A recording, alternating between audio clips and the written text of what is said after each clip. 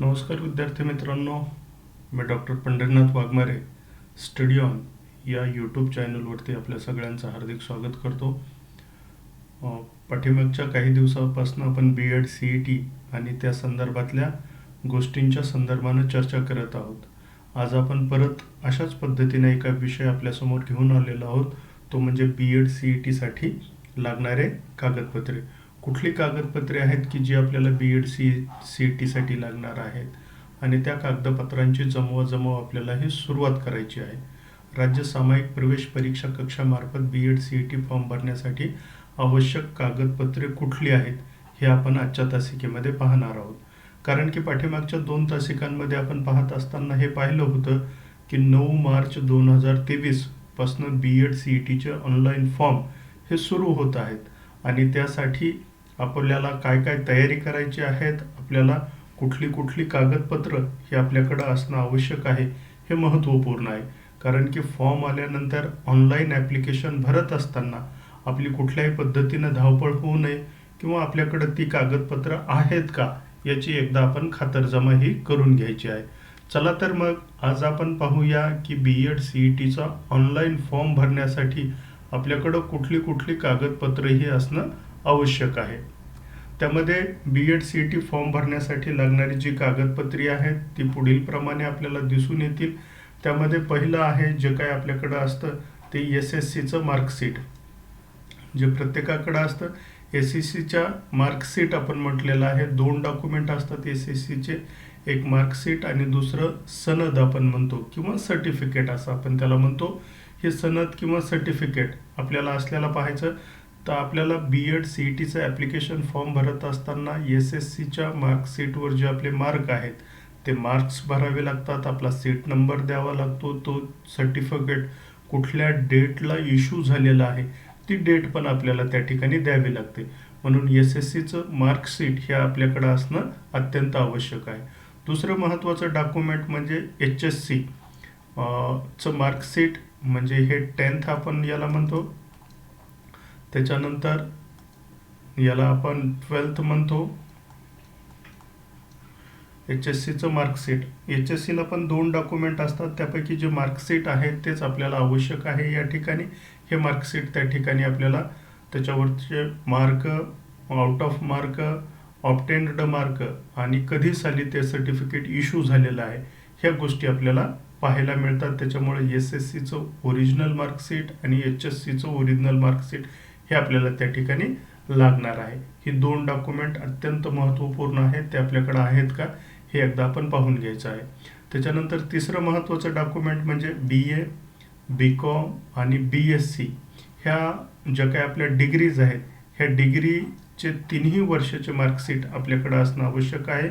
Any other minimum 3 year degree, graduate degree, म्हणजे समजा जर हे तुमच्याकडं BA, BSc आणि BCom व्यतिरिक्त तुमची जर ग्रॅज्युएशनची कुठली डिग्री असेल तर त्याचं ती डिग्री ही मिनिमम 3 इयर प्रोग्रामची असावी. जी की आत्ता आपल्याकडं अनेक डिग्रीज ह्या दिसून येतात, जसं की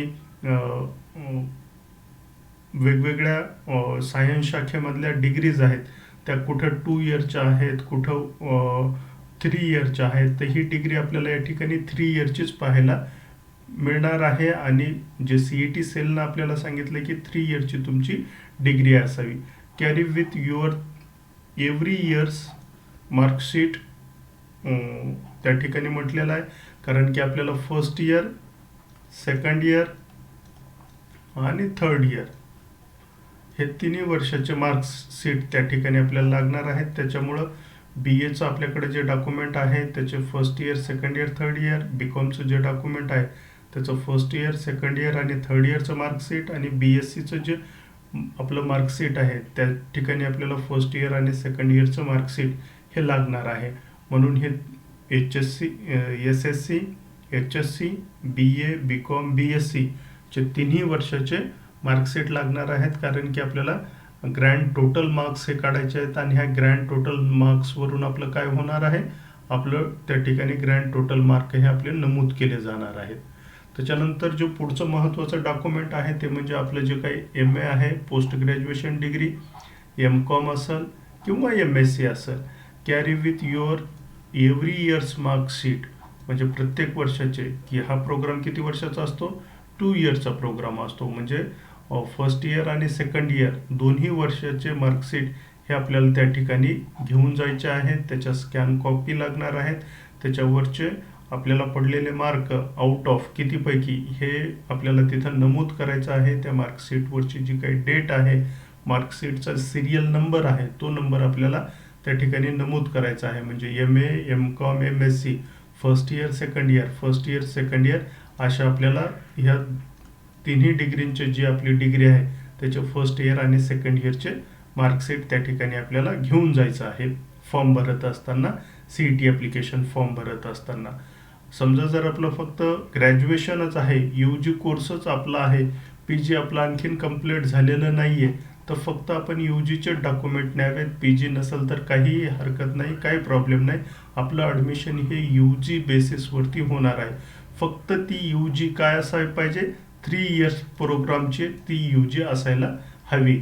अन्यथा जर 2 इयर प्रोग्रामची ती जर 2 इयर्सची डिग्री असेल तर ती CET सेलकडनं ग्राह्य धरली जाणार नाही. त्याच्यामुळं 3 इयर डिग्री आपली ही असायला हवी. त्याच्यानंतर जे काय आता आपण पाहिलं की 10th 12th UG आणि PGचे मार्कशीट. त्याच्यानंतर पुढचं महत्त्वाचं डॉक्युमेंट येतं ते म्हणजे आधार कार्ड आपल्याला हवं आहे, कंपल्सरी आहे. आधार कार्ड आपली ओळख म्हणून त्या ठिकाणी आपण तिथं त्याची स्कॅन कॉपी ही जोडणार आहोत, म्हणून आधार कार्ड महत्त्वपूर्ण आहे. त्याचसोबत आपल्याला पॅन कार्डही त्या ठिकाणी ठेवायचं आहे. पॅन नंबर एका ठिकाणी मागितला जातो CET ॲप्लिकेशन फॉर्म भरत असताना, त्यावेळेस आपली धावपळ होती, म्हणून पॅन कार्ड हाही आपल्याकडे त्या ठिकाणी अवेलेबल असणं आवश्यक आहे. त्याच्यानंतर सर्वात महत्त्वपूर्ण भाग येतो की आपला कास्टचा. जे मुलं ओपन कॅटेगरीमध्ये आहेत त्यांना हे वरील जे आपण डॉक्युमेंट सांगितलेले तेवढे सफिशियंट आहेत. परंतु जे मुलं कॅटेगरीमध्ये आहेत, कास्टमध्ये आहेत, त्या मुलांसाठी आता ही पुढील डॉक्युमेंट असणं ॲप्लिकेशन फॉर्म भरत असताना महत्त्वपूर्ण आहेत.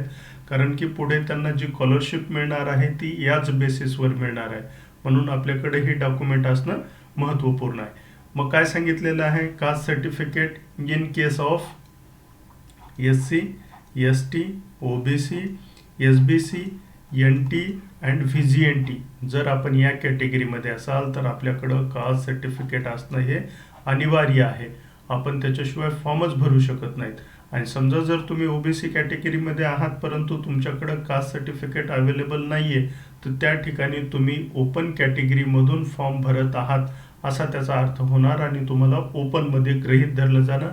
ॲप्लिकेशनची जी काही फीस आहे ती पण आपल्याला ओपन कॅटेगरीचीच त्या ठिकाणी पेड करावी लागेल. म्हणून फॉर्म भरत असताना SC, ST, OBC, SBC, NT and VGNTचे जे मुलं आहेत त्यांनी कास्ट सर्टिफिकेट हे घेऊन जायचं आहे. कास्ट सर्टिफिकेटवर ज्या ठिकाणी सिरियल नंबर एक असतो तो सिरियल नंबरही आपल्याला त्या ठिकाणी द्यावयाचा असतो. म्हणून कॅटेगरीच्या मुलांसाठी कास्ट सर्टिफिकेट खूप महत्त्वपूर्ण आहे, त्या ठिकाणी आपल्याला द्यायचं आहे. त्याच्यानंतर पुढचं 8वं जे डॉक्युमेंट आहे ते applicable for the non creamy layer. आता नॉन क्रिमिलियर सर्टिफिकेटही असणं महत्त्वपूर्ण आहे, कारण की याच नॉन क्रिमिलियर सर्टिफिकेटच्या आधारावर आपल्याला स्कॉलरशिप मिळणार आहे BEdसाठीची. मग हे नॉन क्रिमिलियर सर्टिफिकेट कोणासाठी आहे, तर OBC कॅटेगरीमधले मुलं, NT कॅटेगरीमधले, VGNT कॅटेगरी मधले मुलं यांच्यासाठी नॉन क्रिमिलियर सर्टिफिकेट हे आवश्यक आहे. त्या मुलांनी नॉन क्रिमिलियर सर्टिफिकेट चालू आर्थिक वर्षाचं घेऊन जाणं हे आवश्यक आहे. चालू आर्थिक वर्षाचं असावं ते, कारण की नॉन क्रिमिलियर हे 3 वर्षांचं एकत्र मिळत असतं. जर त्याची मुदत तुमची ह्या मार्च एंडला संपणारी असेल तर ते आपण नवं काढून घ्यावं, पुढे आपल्याला स्कॉलरशिपसाठी कामाला येईल. आत्ता तुम्ही जे जुनं आहे त्याच्यावरती ॲप्लिकेशन करू शकता. म्हणून non creamy layer certificate for the OBC, NT, VGNT मुलांसाठी आवश्यक आहे. त्याच्यानंतर अत्यंत पुढचा महत्त्वाचं डॉक्युमेंट 9वं म्हणजे कास्ट व्हॅलिडिटी. कास्ट व्हॅलिडिटी शिवाय तुम्ही फॉर्म भरू शकत नाहीत. वरचे दोन्ही डॉक्युमेंट तुमच्याकडे आहेत परंतु तुमच्याकडं कास्ट व्हॅलिडिटी नाही आहे, तर तुम्हाला त्याच्या पावतीवरती किंवा जे सबमिट केलेलं तुम्ही कास्ट व्हॅलिडिटीचं प्रकरण आहे त्यावरती फक्त ही प्रोसिजर स्टार्ट होईपर्यंत मुभा दिली जाते. परंतु त्यापुढे जर तुम्ही कास्ट व्हॅलिडिटी सबमिट नाही केली ह्या सर्वच मुलांनी SC, ST, OBC, SBC, NT आणि VJNT या सर्वच मुलांना कास्ट व्हॅलिडिटी सर्टिफिकेट सबमिट करायचं आहे, तेव्हाच तुम्ही तुमच्या कॅटेगरीमधून जात आहात असा दावा मंजूर होणार आहे. अन्यथा तुम्हाला त्या वेळेला ओपनची फीस भरून ओपन कॅटेगरीमध्ये त्या ठिकाणी कन्सिडर केलं जाईल आणि तुमचं ॲडमिशन हे ओपनमध्ये होईल. म्हणून कास्ट व्हॅलिडिटी सर्टिफिकेट असणं आपल्याकडं आवश्यक आहे. कुठल्या कुठल्या स्टुडंटसाठी आवश्यक आहे तर SC, ST, OBC, NT, VJNT and SBC या मुलांसाठी कास्ट सर्टिफिकेट असणं आवश्यक आहे. Caste validity certificate, caste certificate, non creamy layer certificate and caste validity certificate, तेव्हाच आपण आपल्या कॅटेगरीवरती दावा करू शकू. अन्यथा आपल्याला जे काही प्रोसिजर आहे CET सेलची ह्या कुठल्याही टप्प्यावरती ओपन कॅटेगरीमध्ये गृहीत धरलं जाईल. म्हणून हे तिन्ही सर्टिफिकेट असणं कॅटेगरीच्या मुलांसाठी आवश्यक आहे. नॉन क्रिमिलियरमध्ये फक्त तुम्ही OBC, NT आणि VJNT यांसाठीच नॉन क्रिमिलियर ॲप्लिकेबल आहे, बाकी कॅटेगरींसाठी नाही आहे नॉन क्रिमिलियर. तेव्हा ह्या 3 कॅटेगरी नॉन क्रिमिलियर सबमिट करतील आणि कास्ट सर्टिफिकेट आणि व्हॅलिडिटी सर्टिफिकेट सर्वच कॅटेगरीला त्या ठिकाणी सबमिट करायचं आहे. अशा पद्धतीने हे तिन्ही डॉक्युमेंट आपल्याला CET फॉर्म भरत असताना सोबत घेऊन जायचे आहेत. त्याच्यानंतर पुढचं आणि महत्त्वाचं 10वं डॉक्युमेंट म्हणून मॅरेज सर्टिफिकेट हे आपल्याला आवश्यक आहे किंवा गॅझेट कॉपी आवश्यक आहे. Only for the name change in case of married woman student. यांच्या बाबतीत हा खरं तर प्रॉब्लेम दिसून येतो की ज्या मुलींचं लग्ना अगोदरचं नाव आणि लग्नाच्या नंतरचं नाव हे चेंज झालेलं असतं. सरनेम म्हणा, मिस्टरांचं नाव किंवा वडिलांचं नाव यामध्ये फरक झालेला असतो. तर त्या केसमध्ये जर त्या नवीन नावानं म्हणजे मिस्टरांच्या नावानं जर ॲप्लिकेशन भरू इच्छित आहेत तर त्या केसमध्ये मॅरेज सर्टिफिकेट असणं आवश्यक आहे. अन्यथा गॅझेटची कॉपी ह्या दोन्हीपैकी एक जरी कुठलं डॉक्युमेंट असेल तरी तुम्ही तुमच्या नव्या नावानं किंवा पहिल्याच नावानं ही फॉर्म भरू शकता. पहिल्या नावानं म्हणजे वडिलाकडच्याच नावानं आत्तापर्यंत ज्या नावानं तुमचं पूर्ण ग्रॅज्युएशन कंप्लीट झालेलं आहे त्याच नावानं तुम्ही फॉर्म भरला तरी काही हरकत नाही. आणि जर तुम्ही मिस्टरांकडल्या नावानं जर फॉर्म भरत आहात तर त्यावेळेला तुमच्याकडं मॅरेज सर्टिफिकेट आणि गॅझेटची कॉपी असणं आवश्यक आहे. तेव्हाच ते तुमचं नाव कन्सिडर केलं जाईल, अन्यथा ते नाव तुमचं कन्सिडर केलं जाणार नाही. जेव्हा CET सेलकडनं पडताळणी होते त्यावेळेस तुम्हाला प्रूफ म्हणून हे 2 डॉक्युमेंट त्या ठिकाणी सबमिट करावे लागतात. त्याच्यानंतर जे काही आपण CET ॲप्लिकेशन भरत असतो त्यावेळेस ह्या डॉक्युमेंटची आवश्यकता नाही, परंतु कॉलेजला व्हेरिफिकेशनचा राऊंड लागतो त्यावेळेस तुमचं ट्रान्सफर सर्टिफिकेट ज्याला आपण TC म्हणतो आणि त्याच्यानंतर मायग्रेशन सर्टिफिकेट हे दोन्ही असणं आवश्यक आहे. जे स्टुडंट ट्रान्सफर सर्टिफिकेट म्हणजे होम युनिव्हर्सिटीचे आहेत त्यांनी ट्रान्सफर सर्टिफिकेट द्यायचं आहे आणि जे स्टुडंट अदर युनिव्हर्सिटीमधनं त्या युनिव्हर्सिटीमध्ये जात आहेत त्यांना मायग्रेशन सर्टिफिकेट हे द्यायचं असतं. मायग्रेशन सर्टिफिकेट एक तर ते कॉलेज प्रोव्हाइड करत असतं, अन्यथा ती युनिव्हर्सिटी प्रोव्हाइड करत असते. आपण जर मायग्रेशन सर्टिफिकेट काढलेलं नसेल तर आपल्या युनिव्हर्सिटीला ऑनलाईन आपण मायग्रेशनसाठी ॲप्लिकेशन करू शकता. कॉलेज आपल्याला मायग्रेशन TC म्हणून देतं. ती TC युनिव्हर्सिटीमध्ये सबमिट करावी लागते आणि युनिव्हर्सिटी तुम्हाला मायग्रेशन सर्टिफिकेट हे प्रोव्हाइड करत असतं. म्हणजे अशा पद्धतीनं ट्रान्सफर सर्टिफिकेट अथवा मायग्रेशन सर्टिफिकेट हे आपल्याकडं असणं आवश्यक आहे. त्यानंतर पुढचं आणि 12वं डॉक्युमेंट म्हणजे गॅप सर्टिफिकेट. बरेच वेळेस if applicable in case of the educational gap म्हणजे जर तुमचा एज्युकेशनमध्ये गॅप असेल तरच तुम्हाला आवश्यकता आहे, अन्यथा तुमचं जर एज्युकेशन कंटिन्यूमध्ये असेल, समजा तुम्ही 2022ला पासआउट झालेला आहात आणि आता 2023ला तुम्ही ॲडमिशन प्रोसेसमध्ये आहात, तुम्हाला गॅप सर्टिफिकेट देण्याची काही आवश्यकता नाही. परंतु तुमचं ग्रॅज्युएशन किंवा पोस्ट ग्रॅज्युएशन 2020ला संपलेलं आहे आणि 20पासून 23पर्यंत तुम्ही काहीही केलेलं नाही आहे, म्हणजे तुमच्यामध्ये 3 वर्षाचा अथवा 2 वर्षाचा गॅप आहे, तर तुम्हाला एका बॉन्ड पेपरवरती तसं गॅप सर्टिफिकेट हे द्यावं लागतं. 100 रुपयाचा बॉन्ड पेपर असतो, त्यावरती आपल्याला गॅप सर्टिफिकेट ह्या त्या कॉलेजला सबमिट करावं लागतं. कॉलेज CET सेलला व्हेरिफिकेशनच्या वेळेस ते गॅप सर्टिफिकेट हे सादर करत असतं, म्हणून गॅप सर्टिफिकेट आवश्यक आहे. 12वं डॉक्युमेंट गॅप सर्टिफिकेट. त्याच्यानंतर पुढचा आणि महत्त्वाचा डॉक्युमेंट म्हणजे 13वं डॉक्युमेंट बर्थ प्लेस प्रूफ. हे आपल्याला CET ॲप्लिकेशन फॉर्म भरत असतानाच लागतं. Of Maharashtra candidate domicile of Maharashtra birth place certificate या स्कूल लिव्हिंग सर्टिफिकेट हे आपल्याला आपलं बर्थ प्रूफ म्हणून त्या ठिकाणी जोडायचं असतं. जे महाराष्ट्रीयन कॅन्डिडेट आहेत त्यांना त्यांच्या तहसीलकडनं एक सर्टिफिकेट तुम्ही काढलेलं असेल त्याला आपण डोमासाईल सर्टिफिकेट म्हणतो, म्हणजेच रहिवासी प्रमाणपत्र किंवा बर्थ प्लेस सर्टिफिकेट जे आपल्या ग्रामपंचायतनं, नगरपालिकेनं, महानगरपालिकेनं जे आपल्या जन्माच्या वेळेसचं सर्टिफिकेट असतं ते त्या ठिकाणी आवश्यक आहे. अथवा आपल्या लिव्हिंग सर्टिफिकेटवरती म्हणजे आपल्या TC वरती जर आपलं जन्मस्थळ हे त्या ठिकाणी असेल, जन्मस्थळाचा उल्लेख असेल आपल्या TC वरती, तर ह्या दोन्ही सर्टिफिकेटचा काही आवश्यकता नाही आहे, आपली TC पण चालू शकणार आहे. परंतु जर TC वरती जन्मस्थळाचा उल्लेख नसेल त्यावेळेस मात्र आपलं डोमासाईल सर्टिफिकेट अन्यथा आपलं बर्थ प्लेस सर्टिफिकेट असणं आवश्यक आहे फॉर द महाराष्ट्रीयन कॅन्डिडेट. आता पाहूया की birth place proof for the non Maharashtrian candidate, जे की आउट ऑफ महाराष्ट्र कॅन्डिडेट आहेत त्यांच्यासाठी बर्थ प्लेस सर्टिफिकेट हे सबमिट करणं आवश्यक आहे. ते जर त्यांच्याकडं नसेल तर जर पासपोर्ट असेल त्यांच्याकडं तर पासपोर्टवरतं पण बर्थ प्लेस हे त्या ठिकाणी मेन्शन केलेलं असतं. हे बर्थ प्लेस सर्टिफिकेटसाठी ते पासपोर्टची पण झेरॉक्स कॉपी किंवा स्कॅन कॉपी ही देऊ शकतात. हे सगळे डॉक्युमेंट आपल्याला स्कॅनमध्ये पण लागणार आहेत. म्हणजे birth place proof of non Maharashtrian कॅन्डिडेटसाठी त्यांचं बर्थ सर्टिफिकेट अथवा पासपोर्ट सर्टिफिकेट अथवा त्यांचं जे काही TC आहे, स्कूल लिव्हिंग सर्टिफिकेट किंवा ट्रान्सफर सर्टिफिकेट आपण असं त्याला म्हणतो, त्याच्यावरती जरी त्यांच्या जन्मस्थळाचा बर्थ प्लेसचा उल्लेख असेल तर तेही बर्थ सर्टिफिकेट म्हणून चालू शकतं. त्याच्यानंतर पुढचं आणि 14वं डॉक्युमेंट म्हणजे व्हॅलिड ॲड्रेस प्रूफ आपल्याला त्या ठिकाणी द्यायचा असतो. व्हॅलिड ॲड्रेस प्रूफसाठी आपलं लाईट बिल चालू शकतं किंवा आधार कार्डवरती असलेला आपला ॲड्रेस चालू शकतो किंवा रजिस्टर्ड ऑर रेंट ॲग्रीमेंटही आपल्याला चालू शकतं.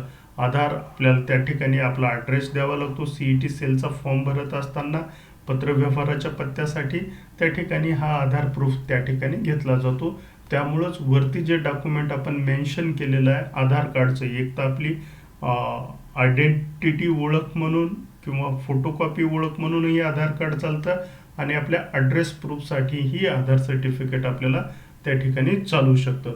म्हणून व्हॅलिड ॲड्रेस प्रूफसाठी लाईट बिल, आधार कार्ड अथवा रजिस्टर्ड रेंट ॲग्रीमेंट हे एक डॉक्युमेंट आपल्याला असणं या ठिकाणी आवश्यक आहे. त्याच्यानंतर पुढचं महत्त्वाचं डॉक्युमेंट 15वं म्हणजे पासपोर्ट साईज फोटोग्राफ पाहिजे आपल्याला. हा फोटो आपल्याकडे हार्ड कॉपीही असावी आणि त्याची स्कॅन कॉपीही आपल्याला घेऊन जायची आहे. ही स्कॅन कॉपी आपल्याला 20 ते 50 KB मध्ये असावी, जेणेकरून तिथं आपल्याला आपला फोटोग्राफ हा स्कॅन अपलोड करायचा आहे. आणि शेवटचं आणि महत्त्वाचं डॉक्युमेंट म्हणजे आपली सिग्नेचर, तीही आपल्याला स्कॅन कॉपीमध्ये 20 KB पर्यंत असावी, जेणेकरून आपल्याला ऑनलाईन ॲप्लिकेशन फॉर्म भरत असताना काही प्रॉब्लेम येणार नाही. अशा पद्धतीनं विद्यार्थी मित्रांनो passport size photograph 20 KB to 50 KB आणि सिग्नेचर 20 KB पर्यंत असावी. हे सर्व डॉक्युमेंट आपल्याला त्या ठिकाणी लागणार आहेत. म्हणून हे सगळे डॉक्युमेंट आपण घेऊन जायचे आहेत. ह्या डॉक्युमेंटच्या आपल्याला ओरिजिनल प्रूफही लागतील आणि झेरॉक्स प्रूफही लागतील, कारण की कॉलेजला जेव्हा आपण ॲडमिशन राऊंडच्या वेळी सबमिट करत असतो तर याच्या 2 सेट आपण त्या ठिकाणी सबमिट करत असतो. म्हणून 2 सेट झेरॉक्स कॉपी आणि एक ओरिजिनल कॉपी अशा पद्धतीने हे सगळे डॉक्युमेंट आपल्याला लागणार आहेत. त्यातमध्ये पहिल्यांदी SSC 10th marksheet, HSC 12th marksheet, BA, BSc, BCom याचे first year, second year, third इयरचे मार्कशीट. त्याच्यानंतर MA पोस्ट ग्रॅज्युएशन असेल तर MA, MCom, MSc first year आणि सेकंड इयर दोन्ही मार्कशीट, आधार कार्डची एक झेरॉक्स प्रत, पॅन कार्डची एक झेरॉक्स प्रत.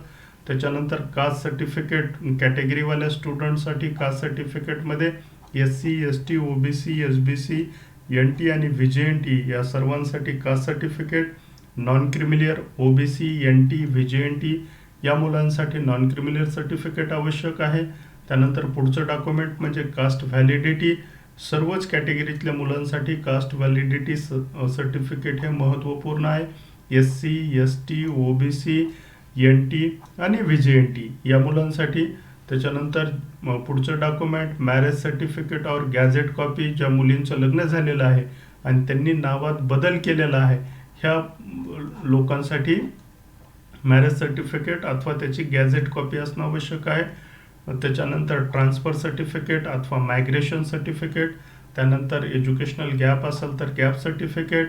त्यानंतर बर्थ प्लस प्रूफसाठी महाराष्ट्राचे मुलं असतील तर domicile of Maharashtra, birth place certificate. नगरपालिका, महानगरपालिका, ग्रामपंचायत यांनी इश्यू केलेलं अथवा स्कूल लिव्हिंग सर्टिफिकेट, त्याच्यावरती जन्मस्थळाचा उल्लेख असावा. जे नॉन महाराष्ट्रीयन मुलं आहेत त्यांच्यासाठी बर्थ प्लेस प्रूफ म्हणून बर्थ प्लेस सर्टिफिकेट अथवा पासपोर्टची झेरॉक्स कॉपी ही त्या ठिकाणी चालणार आहे. त्यानंतर पुढचं डॉक्युमेंट म्हणजे व्हॅलिड ॲड्रेस प्रूफ. यासाठी लाईट बिल, आधार कार्ड अथवा रजिस्टर्ड रेंट ॲग्रीमेंट हे आपल्याला त्या ठिकाणी चालणार आहे.